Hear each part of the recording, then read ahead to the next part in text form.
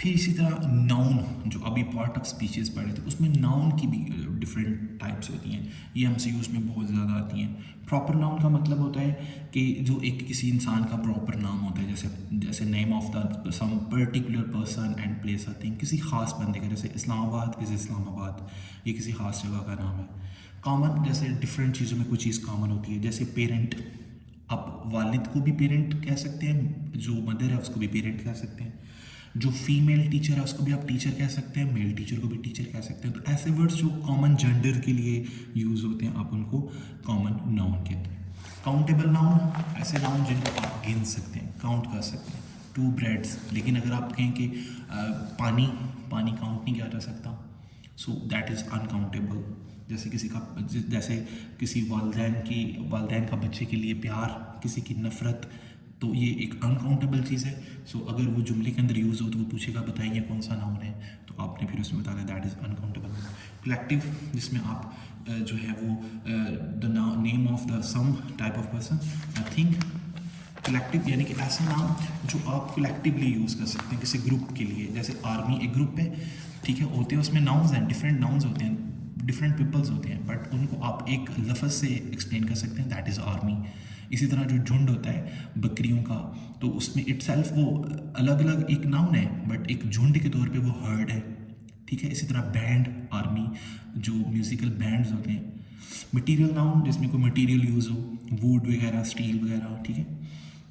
Abstract बहुत important है, हर दफ़ा इसका कोई ना कोई एमसीक्यू आता है। एब्स्ट्रैक्ट का मतलब ये होता है कि ऐसी चीज़, ऐसा वर्ड जिसको आप छू नहीं सकते, जिसको आप छू नहीं सकते, जैसा किसी का that can not be seen and felt, जैसे किसी की ऑनेस्टी को छू नहीं सकते, किसी की मोहब्बत को छू नहीं सकते, किसी की नफ़रत को छू नहीं सकते, किसी की खूबसूरती को छू नहीं सकते, किसी की बदसूरती को छू नहीं सकते। दीज ऑल आर द, इसमें जो फेमस है वो एक यूज़ होता था बहादरी वाला, अब उसका मुझे याद नहीं आ रहा। तो इस तरह के बहुत से एमसीक्यूज, एब्स्ट्रैक्ट नाउन के ज़रूर एक ना एक एमसीक्यूज आता है। So these are the abstract nouns, so हम उनको क्योंकि छू नहीं सकते। फिर इसी तरह अब हमने नाउन की टाइप्स की, अब प्रोनाउन की भी टाइप्स मौजूद हैं। प्रोनाउन में क्या है कि प्रोनाउन तो आपको मैंने बताया था कि वो नाउन की जगह वर्ड यूज है। पर्सनल नाउन क्या है कि personal noun, there are three classes, class of personal noun, first person, second person, third person. बड़ा सिंपल है। फर्स्ट पर्सन आप खुद हैं, सेकंड पर्सन जो है वो आपके जो सामने बैठा हुआ है जिससे आप बात कर रहे हैं, और थर्ड पर्सन जो आपका वहाँ पर मौजूद नहीं होता, जिसके बारे में आप कोई बात कर रहे होते हैं। जैसे I go there, I is the first person, I go, what are you doing, तो जो सामने वाला बैठा है आप उससे पूछ रहे हैं कि you what are you doing, तो तुम सामने वाला शख्स सेकंड पर्सन है। थर्ड पर्सन हुआ है कि Ali is a very good player, यानी कि वो तीसरा शख्स इधर मौजूद नहीं है लेकिन आप उसकी बात कर रहे हैं, that is the third person. So these all are the personal nouns.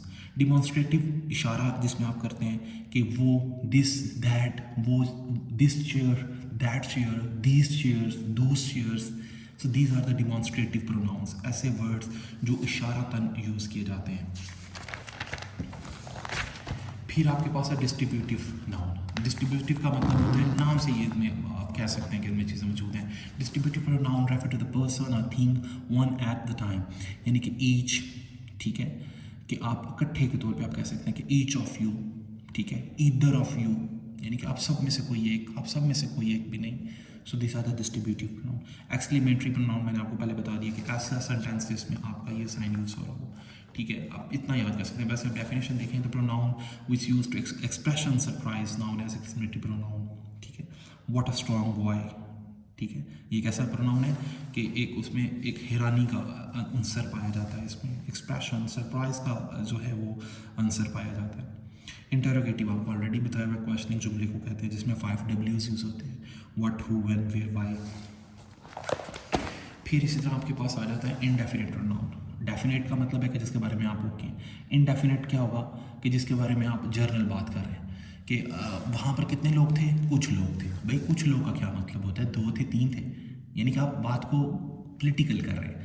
कुछ लोग थे, कितने लोग हैं, समबॉडी, ठीक है, ये क्या बात हुई भाई, कुछ लोग हैं, चंद लोग हैं। तो ये इस तरह के जो वर्ड्स होते हैं, that are the indefinite pronounce.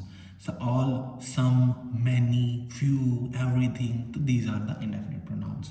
Possessive, जैसे आप किसी के बारे में मलकियत जाहिर करते हैं, this is mine, this is yours, this is theirs, तो यहाँ पर मलकियत के तौर पे आप शो करते हैं पैसिवनेस यूज़ करते हैं, तो these are the passive. Relative pronoun मेरे सबसे फेवरेट है इन एग्जाम में, जैसे एब्स्ट्रैक्ट एमसीक्यूज आते हैं ना, रिलेटिव का भी बहुत ज़्यादा आता है। रिलेटिव प्रोनाउन में भी 5Ws यूज़ होते हैं इंटेरोगेटिव की तरह, बट